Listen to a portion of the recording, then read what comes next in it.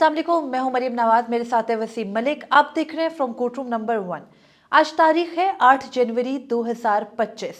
Supreme court of Pakistan में civilians के फौजी अदालतों में ट्रायल से मुतालिक एक मुकदमा चल रहा है, जहां आए दिन इस्टेब्लिशमेंट और हुकूमत मजीद मुश्किल में फंसती जा रही है, क्योंकि 26वीं तरमीम जिस मकसद के लिए की गई थी वो मकसद भी बरूए कार नहीं आ रहा है। इससे मुतालिक जुड़ी आज की डेवलपमेंट क्या है, मैं और वसीम मलिक FCR की इस एपिसोड में आपके सामने रखेंगे। तो वसीम, सिविलियंस के फौजी अदालतों में ट्रायल से मुतालिक ये बेंच वो सर्व नहीं कर रहा या करता नजर नहीं आ रहा जिसके लिए इसकी तश्कील की गई थी। नहीं, देखिए, सिर्फ मामला चले हम फौजी अदालतों को तो आज तफसील से डिस्कस करते हैं, जो कि आज कुछ मुस्बत पहलू हमें नज़र आया है। इस अदालती मायूसी के दौर में एक अच्छी बात जो है वो शख्सी आज़ादियों के हवाले से वो नाज़रीन तक रखनी ज़रूरी है। मगर उससे कबल भी हम देख रहे हैं कि ये जो आइनी बेंच है ये रोज़ बरोज़ हुकूमत और इस्टेब्लिशमेंट के लिए मुश्किलात पैदा कर रहा है। और जस्टिस अमीनुद्दीन खान और एक दो और जजेस वो चाह के भी वो नहीं कर पा रहे जो उन्हें, मैं ये समझता हूँ कि असाइन किया गया। तो हमने ये मामला जुडिशल कमीशन ऑफ पाकिस्तान के इजलास में भी देखा था कि जस्टिस जमाल मंदोखेल उन्होंने भी आइनी बेंच की सरबराही के लिए जस्टिस अमीनुद्दीन खान जस्टिस अमीन तनहा रह गए। जी हाँ, जस्टिस अमीनुद्दीन खान के खिलाफ वोट दिया था। और justice Aminuddin Khan supreme court के उन गलबन 5 जज है ना, उन 5 जजों में से वाहिद जज थे जो अपने हक में वोट दे रहे थे। 4 जजेस ने कहा कि फुल कोर्ट होना चाहिए आइनी बेंच। तो इस तमाम तर मामले में फिर आज की जो डेवलपमेंट हुई है उस पर हम ये सोचने पर मजबूर हो गए हैं कि ये मुश्किलात जो है वो किस हद तक आगे बढ़ सकती हैं। तो फौजी अदालतों का केस है, इंट्रा कोर्ट अपील है।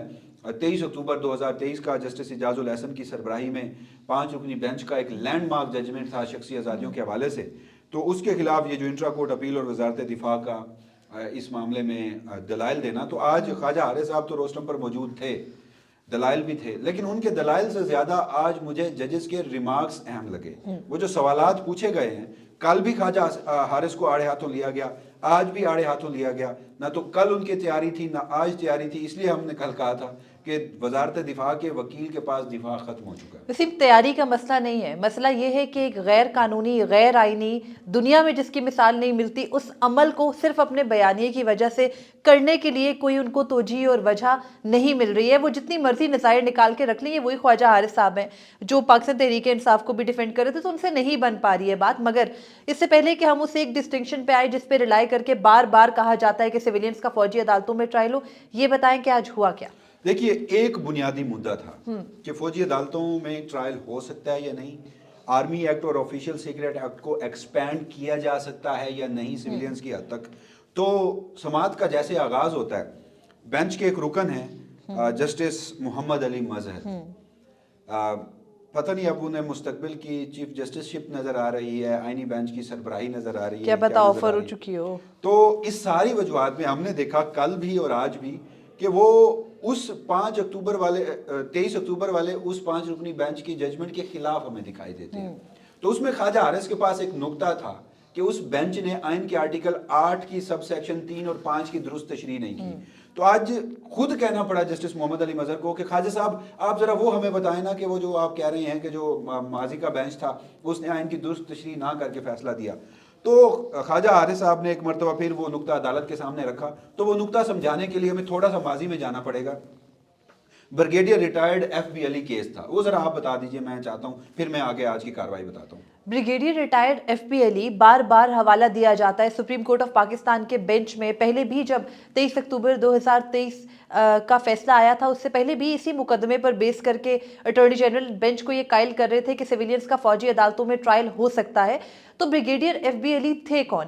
ब्रिगेडियर FB अली यानी फरूख बख्त अली वो ब्रिगेडियर थे फौज के जिन्होंने बाकायदा, उनके बारे में कहा जाता है वो बड़े शार्प थे और वो उन चंद जर्नलों में से थे जिन्होंने जैसे ही पाकिस्तान बना तो सबसे पहले जो पाकिस्तान आर्मी की कमीशन एक उनकी फोर्स थी उसको ज्वाइन किया और वो कमीशन ऑफिसर थे, वन ऑफ दोज जो शुरू में कमीशन ऑफिसर थे। और उसके बाद वो सर्व करते रहे और जब पाकिस्तान तकसीम हुआ, 2 लख्त हुआ 1971 में, तो उसके बाद जनरल याह्या का जो रेजिग्नेशन लेने और उसके पीछे पूरा वो ब्रेन चाइल्ड था कि उनको रिजाइन पर लाया गया और उस वक्त किसी जूनियर फौजी को कुर्बान करके आर्मी चीफ को बचाया नहीं गया, तो उसके पीछे ब्रिगेडियर FB अली थे। لیکن اس کے بعد بھی حکومت اسی طرح سے چلتی رہی جس طرح سے چلا جا رہا تھا، اور پاک فوج کے اندر تقسیم پاکستان کے بعد ایک باقاعدہ مایوسی تھی، اور اسی مایوسی کی وجہ سے انہوں نے اپنی جدوجہد جب جاری رکھی، ان کے ساتھ دیگر افسران بھی تھے، تو بھٹو کے سامنے جب بھٹو کا دور آ گیا تو ذوالفقار علی بھٹو کو انہوں نے بتایا تھا کہ کیا فوج کے اندر ہو رہا ہے۔ اس وقت انہوں نے کچھ لوگوں کو ہٹا دیا، لیکن ذوالفقار علی بھٹو کو اس بات کا ادراک تھا کہ یہ بریگیڈیئر فروخ بخت علی جو ہے اگر ابھی مسائل کر رہے ہیں تو بعد میں بھی کر سکتے ہیں، اور پھر جب بھٹو کی حکومت کے خلاف بھی فوج کے اندر سے تختہ الٹنے کا ایک منصوبہ بنایا گیا، تو پھر اس وقت ٹکا خان جو تھے وہ سربراہی کر رہے تھے اس تمام تر انکوائری کی، جنرل ٹکا خان، اور انہوں نے جو بریگیڈیئر ایف بی علی ہیں ان کو بتا دیا تھا کہ آپ کو نکالا جائے گا، سزا دی جائے گی، تو انہوں نے ریزائن کر دیا تھا 1972 میں۔ اس کے بعد ان کا ٹرائل وسیم فوجی عدالت میں چلا، اور ان کو فوجی عدالت سے باقاعدہ جو لائف امپریزنمنٹ ہے یعنی عمر قید کی سزا سنائی گئی تھی، اور ذوالفقار علی بھٹو ان کی سزا سے خوش نہیں تھے۔ اس وقت جنرل ضیاء ان کے رائٹ ہینڈ ہوا کرتے تھے، اور ذوالفقار علی بھٹو یہ چاہتے تھے کہ کسی طرح سے آئین میں ترمیم کر کے یہ جو معاملہ ہے، پہلے انہوں نے فوجی عدالت کو واپس بھیجا، انہیں کہا کہ ایف بی علی کی سزا کو بڑھا کر پھانسی کی سزا کیا جائے، لیکن پھر یہ ہوا کہ جو اس وقت کی فوجی عدالت تھی اس نے وہ ان کی سزا عمر قید ہی رکھی، پھانسی کی سزا نہیں کی، اس کو انہانس نہیں کیا۔ اس کے بعد بھٹو نے آئین میں ترمیم کی وسیم، اور یہ قرار دیا کہ جان بوجھ کے خاص طور پر ایک شخص کے لیے ترمیم کی گئی، جیسے آج بھی ہو رہا ہے، پاکستان کی تاریخ ہمیشہ خود کو دہراتی ہے۔ تو یہ ہوا کہ ان کے سروس کے دوران کیے گئے اقدامات کی وجہ سے بعد میں ان کو عمر قید ہوئی تھی، اور پھر بریگیڈیئر ریٹائر ایف بی علی کے خلاف جو ملٹری کورٹس میں چلا تھا مقدمہ، اس میں ان کی سزا کو 14 سال عمر قید ہوتی ہے نا پاکستانی قانون کے مطابق۔ بھٹو نے ترمیم کر کے کہا تھا کہ جو ملٹری کورٹ سے سزا پانے والے ہوں گے ان کی عمر قید ان کی عمر کا بقیہ سارا حصہ ہوگا، لیکن پھر کیا ہوا، تختہ الٹا، بھٹو کا بھی ضیاء کا دور شروع ہوا، ضیاء نے ان کو پھانسی دے دی، اور اس کے بعد بریگیڈیئر ایف بی علی کو بری کر دیا گیا تھا، وہ بیرون ملک چلے گئے، اور سال 2021 میں ان کی وفات ہوئی، اور تب سپریم کورٹ نے یہ قرار دیا تھا کہ بریگیڈیئر ایف بی علی کا جو ٹرائل تھا وہ درست تھا، کیونکہ وہ دوران سروس کیے گئے ایک ملٹری مین کا معاملہ تھا۔ تو اس مدعے کے اوپر، اس کیس کے اوپر رلائے کر کے اب جسٹس منیب اختر نے 23 اکتوبر کا جب ڈیٹیل ججمنٹ لکھا تو انہوں نے ایف بی علی کیس اور 9 اور 10 مئی کے واقعات کو ڈیفرینشیٹ کیا کہ دونوں کی حیت الگ تھی، یہ دونوں کو اکٹھا نہیں دیکھا جا سکتا۔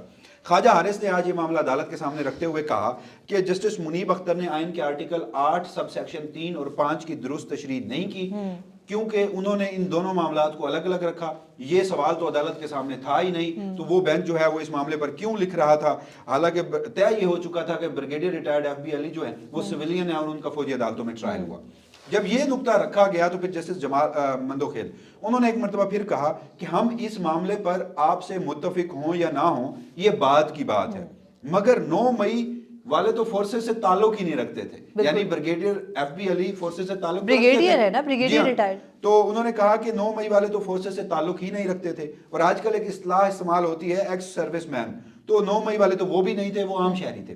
یہاں بادی نظر میں یہ لگا کہ جسٹس مندوخیل جسٹس منیب اختر کی اس ججمنٹ کی جس میں انہوں نے کہا تھا کہ ٹرائل بھی نہیں ہو سکتا اور شیکیں بھی الٹرا وائرس قرار دی تھی، اس کی حمایت کرتے نظر آئے۔ یہیں پر بھی جسٹس مسرت ہلالی بولی کہ ملٹری کورٹس میں ٹرائل کو مخصوص کیا گیا تھا صرف ان دہشت گردوں کے لیے جنہوں نے اے پی ایس کیا تھا، 21ویں ترمیم کا ذکر کری تھی، جو اصل دہشت گرد ہیں۔ پھر انہوں نے سوال کیا کہ کیا عام پاکستانیوں کے لیے بھی ویسا ٹرائل ہوگا جو دہشت گردوں کے لیے ہوتا ہے؟ پھر انہوں نے کہا کہ یہاں تو عدالتیں بھی موجود ہیں اور آئین پاکستان بھی معطل نہیں ہوا، تو جس پر خواجہ حارث صاحب انہوں نے کہا کہ آئین کا آرٹیکل 233 جو ہے وہ بتاتا ہے کہ مخصوص حالات میں، یعنی وہ ایمرجنسی کے آرٹیکل کا حوالہ دے رہے تھے کہ آئین معطل ہو سکتا ہے۔ جسٹس مسرت ہلالی خواجہ حارث کے اس جواب سے متفق نظر نہیں آئی۔ ابھی یہیں تک معاملات نہیں رکے کہ جسٹس نعیم اختر اخوان وہ بھی آج بولے، انہوں نے خواجہ حارث کو کہا، حالانکہ خواجہ حارث ایک سینئر وکیل ہیں، تو آپ والی بات کہ جب کیس میں سبسٹنس ہی نہیں ہے تو پھر آپ ادھر ادھر کی باتیں پکڑ کر دلائل مضبوط نہیں کر سکتے، تو نعیم اختر اخوان بولے کہ میری نظر میں خواجہ صاحب آپ کی تیاری مکمل نہیں ہے، آپ اگر فیصلہ پڑھیں 5 رکنی بینچ کا، تو جسٹس نعیم اختر اخوان نے پھر خواجہ حارث کو فیصلوں کے صفحات بتائے کہ آپ فلاں صفحہ پڑھیں، فلاں صفحہ پڑھیں، پھر آپ فلاں صفحہ پڑھیں، تو 5 رکنی بینچ نے ایف بی علی کیس کو بڑی تفصیل سے لکھا ہے۔ پھر انہوں نے کہا کہ اب تو آفیشل سیکریٹ ایکٹ میں ترمیم بھی ہو چکی ہے، تو آپ ہمیں اس ترمیم کی روشنی میں یہ بتائیں۔ پھر انہوں نے کہا کہ ممکنہ طور پر 2 وجوہات ہو سکتی ہیں، نعیم اخوان صاحب کہتے ہیں کہ پہلی وجہ یہ ہے، پہلی صورتحال یہ ہے کہ اگر جو 5 رکنی بینچ نے आर्मी एक्ट की वो सेक्शंस जिनके तहत सिविलियंस को ट्रायल किया जाता था उनको कलअदम करार दिया था, और हम भी उस नतीजे पर पहुंचते हैं कि वो कलअदम ही रहेंगी, तो फिर तो वो कहते हैं कि ये सवाल हो ही नहीं सकता कि ट्रायल होगा या नहीं होगा, फिर तो ट्रायल हो ही नहीं सकता। फिर उन्होंने कहा कि दूसरी सिचुएशन ये है कि अगर हम वो दफात बहाल कर देते हैं तो फिर भी हमें ये तय करना होगा, हमें ये कहीं ना कहीं बंद बांधना होगा कि कौन से ऐसे सिविलियंस हैं जिनका ट्रायल मुस्तकबिल में फौजी अदालतों में हो सकता है। इसलिए उन्होंने कहा कि गुज़श्ता रोज जैसे जमाल मंदोखेल ने आपसे जब पूछा था कि अगर एक शख्स रोकने के बावजूद भी चौकी पर चला जाता है तो क्या उसका फौजी ट्रायल होगा, ख्वाजा हारिस ने कल जवाब नहीं दिया था। उन्होंने कहा कि नईम अकवान साहब ने कहा कि आप इस सवाल का जवाब दें। यहीं पर जस्टिस मुसर्रत हिलाली बोली, उन्होंने कहा कि एक आम शहरी को इतनी हसास चीजें या इतनी जो क्रिटिकल इंफॉर्मेशन है वो पता ही नहीं होती कि कहां पर ये ट्रायल हो सकता है या कहां पर ममनुआ एरिया है या नहीं है। फिर जस्टिस मंदोखेल उन्होंने यहां पर एक ऑब्जर्वेशन दी, उन्होंने कहा कि पार्लियामेंट के पास कानून साजी का अख्तियार है, पार्लियामेंट आइन की तरमीम भी कर सकती है। फिर उन्होंने कहा कि पार्लियामेंट ये भी कानून साजी और आईनी तरमीम कर सकती है कि तिरछी आंख से देखना भी जुर्म है, लेकिन पार्लियामेंट की यहां पर आईनी जिम्मेदारी है कि वो बताएगी कि तिरछी आंख से देखने के जुर्म में आपको सजा कौन सी अदालत से होगी। फिर उन्होंने सबसे अहम बात की, उन्होंने कहा कि लोग कहते हैं, बहस चल रही है कि पार्लियामेंट सुप्रीम है, वो कहते हैं कि मेरे ख्याल में, जस्टिस जमाल मंदोखेल कहते हैं मेरे ख्याल में पार्लियामेंट की बजाय आईने पाकिस्तान सुप्रीम है। जस्टिस जमाल तो आजकल लगता है जस्टिस अतर मिनल्ला या जस्टिस मंसूर अली शाह के साथ ज्यादा वक्त गुजार रहे हैं। देखिए ये आप अब इल्जाम लगा रहे हैं, ये अल्फाज बिल्कुल उन्हीं के, आप माजी के रिमार्क्स निकाल कर देख लीजिए। मगर बहरहाल आज ही सुप्रीम कोर्ट ऑफ पाकिस्तान में गुज़िश्ता रोज़ जो हसन नियाज़ी यानी इमरान खान के भांजे के वालिद हैं हफीजुल्लाह नियाज़ी, उन्होंने जब जो लाहौर की हद तक, पंजाब की हद तक जेलों में मुंतकिल किए गए हैं मिलिट्री कोर्ट से सज़ा पाने वाले 9 मई के जो मुख्तलिफ अफराद थे, तो उनसे मुतालिक जब ये कहा कि उनको हाई सिक्योरिटी जोन में रखा गया है, सहूलियात नहीं दी जा रही, तो आज पंजाब हुकूमत की रिपोर्ट जमा हुई है। एडवोकेट जनरल पंजाब ने रिपोर्ट जमा कराते हुए बताया कि तमाम सहूलियात दी जा रही हैं, मिलने दिया जाता है, लेकिन वहाँ पर भी जजेस की रिजर्वेशन थी जब हफीजुल्लाह नियाज़ी ने कहा कि उनको बाहर नहीं निकलने दिया जाता, कन्फाइन रखा जाता है, जेल मैनुअल के मुताबिक उनको धूप नहीं लग ठंड है धूप नहीं लगवाई जाती, जेल मैनुअल के मुताबिक तमाम हकूक उनको दिए जाएँ। तो उस पर भी पंजाब हुकूमत ने ये कहा है कि वो ये सब करेंगे और अदालत को इत्तला देंगे। और इसी दौरान जजेस ने अपना अपना भी बताया कि वो खुद भी जेल में रहे हैं सबकी, जैसे जमाल मंदोखेल, जैसे शाहिद बिलाल। मगर वसीम यहाँ से सिर्फ बेंच आखिर में थोड़ा सा डिस्कस कर लें। और देखिए आप अभी जो कह रही हैं पंजाब हुकूमत ने आके रिपोर्ट जमा करवा दी, लेकिन मैं उस रिपोर्ट पे बतौर एक सहाफी कैसे यकीन कर लूं जहां सुप्रीम कोर्ट के फैसले तक नहीं माने जाते, जहां आईने पाकिस्तान को रोंदा जाता है, वहां एक ऐसी पंजाब हुकूमत जो इस वक्त मरियम नवाज शरीफ चला रही है, जो आज खड़े होकर कहती हैं कि अगर मैं चाहूं तो इमरान खान से हर तरह की सहूलियात जो है वापस छीन सकती हूँ। आल्दो कि ये भी डिबेटेबल है कि इमरान खान के पास सहूलियात कौन सी है। आसिफ अली जरदारी साहब जेल में थे, महल था वहाँ पर, रोज़ मुलाकातें होती थी। नवाज शरीफ साहब जेल में थे, महल था वहाँ पर, रोज़ मुलाकातें होती थी। इमरान खान के पास एक कमरा, वो भी सुप्रीम कोर्ट में इन्होंने तस्वीरों में दिखाया हुआ है कि उसके पास कैसा कमरा है, कैसा उसमें वाशरूम है, बी क्लास भी नहीं दी गई, और हीटर तक की, इमरान खान की बहन कहती हैं कि उनके पास हीटर तक की सहूलत नहीं है। तो फिर मैं उस मरियम नवाज शरीफ की उन स्टेटमेंट्स को कहाँ लेके जाऊं कि जहां वो समझती हैं कि पाकिस्तान तहरीक इंसाफ और उसके जो कारकुन हैं उनके साथ इस मुल्क की फौज वो सलूक करे जो कलअदम टीटीपी के साथ करती है। तो ऐसे में अफवाज पाकिस्तान से उन लोगों ने जिन्होंने माफी भी नहीं मांगी, जिन्हें माफ भी नहीं किया गया, जिन्होंने बाहर आके वैसे ही सारा कुछ हवा में उड़ा के रख दिया, हवा में रख दिया, तो वो जो लोग जेल में होंगे तो उन्हें ये सारी फैसिलिटीज होंगी। मुझे इसके ऊपर बड़ा इतराज भी है और मैं डाउटफुल हूँ। लेकिन जहां तक आपने बेंच की बात की, देखिए अब मामला टाई हो गया मुझे लगता है। कल मैंने आपको कहा था कि जस्टिस मंदोखेल के साथ जस्टिस मुसर्रत और जस्टिस नईम अख्तर अगवान जाएंगे। वजह तीनों के अपने अपने हाई कोर्ट्स में अपनी अपनी स्टैंडिंग और अपने अपने शख्सी आज़ादियों से मुतालिक फैसले मौजूद हैं। दूसरी जानिब जस्टिस हसन नज़र रिजवी, जस्टिस मोहम्मद अली मजहर और जस्टिस अमीनुद्दीन खान। आप जस्टिस हसन नज़र रिजवी को हमेशा अंडरमाइन क्यों करते हैं? क्योंकि वो बड़ी माजत के साथ, ये मैंने ये एक्सपीरियंस किया। मुअज़्ज़ज़ जज हैं, इंतहाई मुअज़्ज़ज़ जज हैं, लेकिन वो कहते हैं buy one get one free. Justice Mohammad Ali Mazhar जिस तरफ जाएंगे, रिश्तेदारी ऐसी है कि जैसे हसन नज़र रिजवी वहीं जाएंगे। और माजी में 3 से 4 बार ऐसे हो चुका है। या तो वो कोई मुआवजा था या कोई इत्तेफाक था, इस बार ऐसा नहीं होगा। तो फिर मेरी नाकिस राय में मैं इन 3 जजेस को इकट्ठा देखता हूँ।